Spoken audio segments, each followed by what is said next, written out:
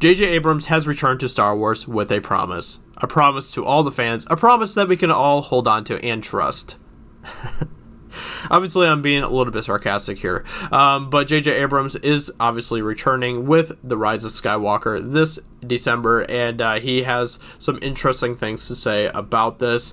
And he does, in fact, try to give us some sort of promise and reassurance, but we're going to work through what he's saying here and kind of chew on it and think about this. So let's go ahead and work through this.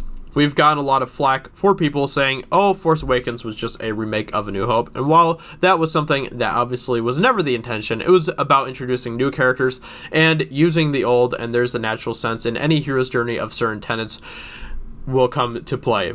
And, in isolation, that's fine, that makes sense, but, the reasons, there were good reasons for why people were having a problem with Force Awakens being kind of a rehash of A New Hope.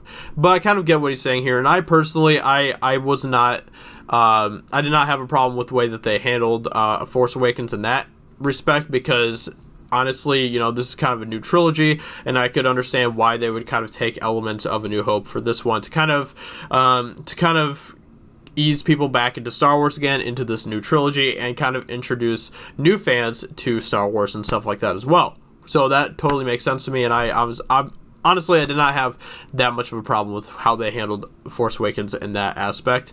But let's go ahead and continue with what he's saying here. Apparently, Abrams and his team listened to the fans and went into Rise with the intention of making sure it wasn't so influenced by a single entry in the saga. Instead, as the filmmaker has stressed before, it'll act as a conclusion to the entire franchise to date, so it's really about tying these movies together rather than remaking one of them. We very much wanted to make sure that we were not somehow inadvertently being so influenced by one thing. However, the job of this film is to be the end of 9 films. So we can't ignore the fact that we come from episodes 1, 2, 3, 4, 5, 6, 7, and 8. So it wasn't about, let's choose that one, let's do a riff on that. It was more, how did these stories culminate, and that was our job.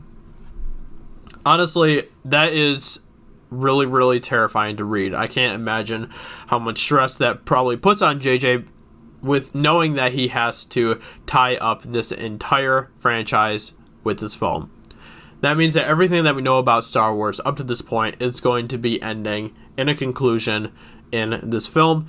And honestly, that terrifies me as well, because let's be honest, this film has to be done right. It has to be given justice in order to make up for huge mistakes that they made with The Last Jedi, which obviously was a giant mistake and is honestly, to be completely honest, a blot on the Star Wars saga as we know it.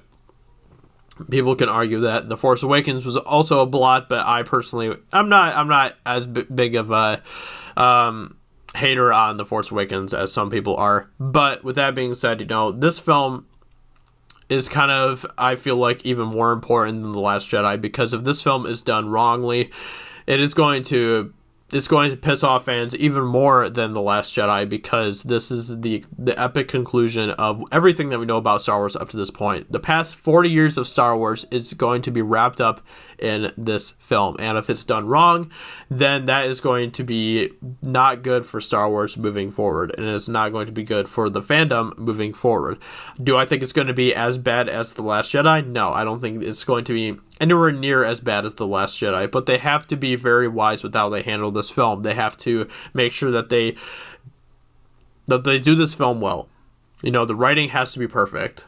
The acting needs to be perfect. Everything about this film has to be pretty much as perfect as you can get it, because that is what Star Wars deserves. It deserves to have a perfect conclusion. Obviously, no film is perfect, but this film has to be pretty much as perfect as you can get it in order for it to be a success for the Star Wars fandom.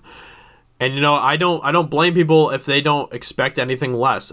True Star Wars fans, I don't think, would expect anything less from this movie.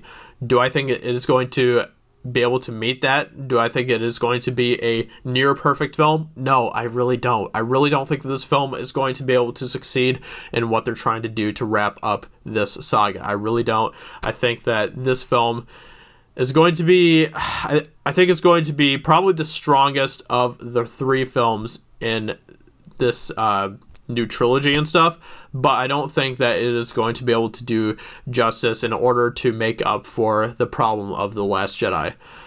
So those are kind of my thoughts on this.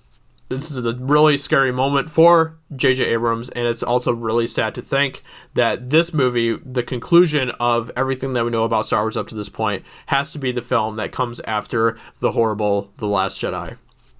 It's a really sad time to be a Star Wars fan right now because of that, but hopefully we'll be able to start having alternate stories that we can be excited about, like The Mandalorian and things like that. But since this is the tie of everything that we know about Star Wars up to this point, it's really sad to think that this could end up being not the best film out there, which is really, the Star Wars deserves so much better. So yeah, I'm a little bit sick, so I'm gonna wrap this up here. But but I hope that you guys enjoyed this video. I'm still trying to get over my sickness from Chicago and stuff. But with that being said, I hope you guys enjoyed this video. And I will talk to you all very soon in another video. Let me know in the comments below what you think about this. And I'll talk to you all very soon. Talk to you later. Bye.